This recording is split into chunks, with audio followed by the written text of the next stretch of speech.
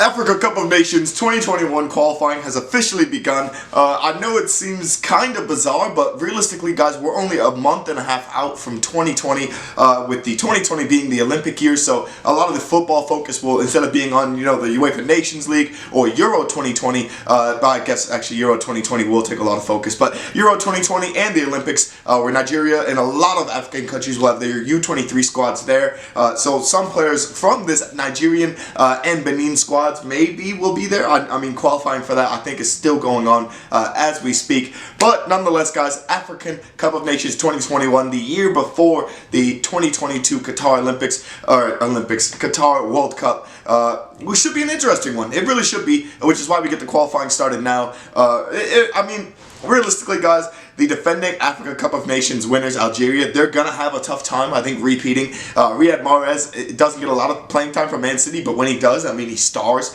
And Senegal are only becoming better and better and better. So nations like Nigeria, nations like Cameroon, I think big one, nations like Morocco, that's another, Egypt as well.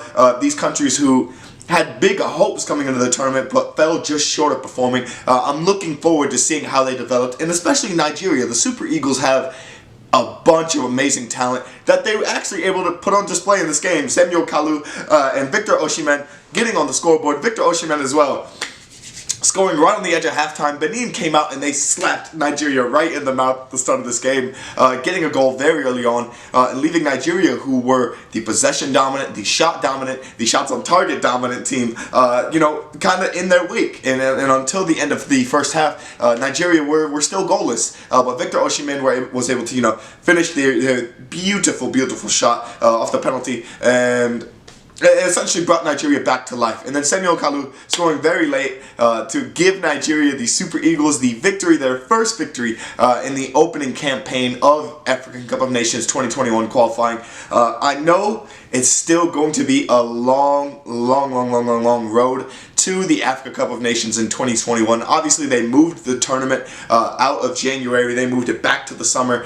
They added it, so it's 24 teams instead of what was the original, I think, 16? Was it 16 or was it 20? I can't quite remember what it was. Or was it 24 and they moved it to 32? Maybe they moved it to 32. That makes more sense. But essentially giving the Africa Cup of Nations a much larger field, because there's so many African nations that want to qualify and that want to play in the tournament, and that can provide upsets. We had a lot of upsets in the Africa Cup of Nations contest, especially from Benin. Now that we're talking about Benin, we had some upsets from Benin. We have some upsets from a lot of teams in the Africa Cup of Nations contest in 2019, and it was really, really enjoyable to watch, to be honest, to get to see that, to get to see Euro qualifying at the same time, the end of the UEFA Nations League. And we had a ton more competitions going on as well, including the U17 and Euros that were going on at the same time, U20 World Cup. It was, and then the Women's World Cup as well. They were all going on at the same time. It was a summer just filled with football, essentially, and the Copa America. Not even to mention the Copa America. So it was an amazing summer of football, but finally, now that it's over, we're obviously still in the winter months.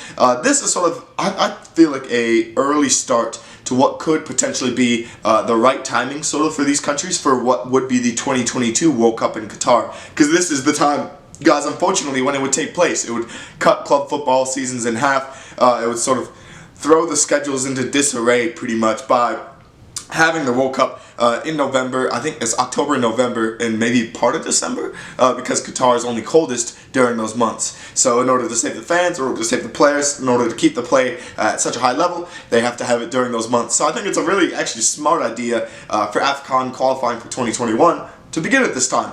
And I think if countries were actually a bit smarter, they would try to play their tournaments around the same time so their players can get used to getting cut during the middle of the club season and having to go play for the national team. But nonetheless, guys, Nigeria getting a really good game. Alex Iwobi as well. I thought he was the man of the match for me in this game. I thought he was absolutely unstoppable on the ball. He's playing really, really good 1-2s, running the left wing. I think it was nice for him to get away from Everton for a bit. Obviously, Everton are in a bit of a shambles at the moment. They don't have a pure striker yet. Moise Kean hasn't really developed himself. But Richarlison has actually been leading them pretty much in every way, shape, or form. And Alex Iwobi is still trying to, make his presence felt on the Everton squad. Yet for Nigeria, he's still making his presence felt, as well as Ole Aina. Ole Aina was the guy who drew the penalty at the end of the first half, which was tucked away by Victor Osimhen.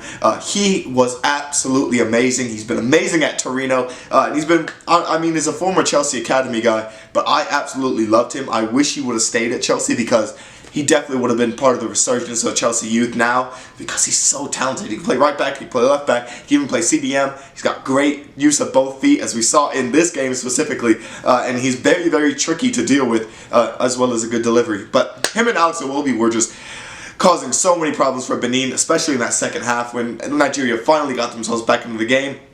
And it made things so much better to watch as the Super Eagles were able to push and push and push and eventually find their way through. So you guys gotta let me know your thoughts on the contest down in the comments below. Nigeria getting a 2-1 victory over Benin at home to kick off the African Cup of Nations 2021 qualifying.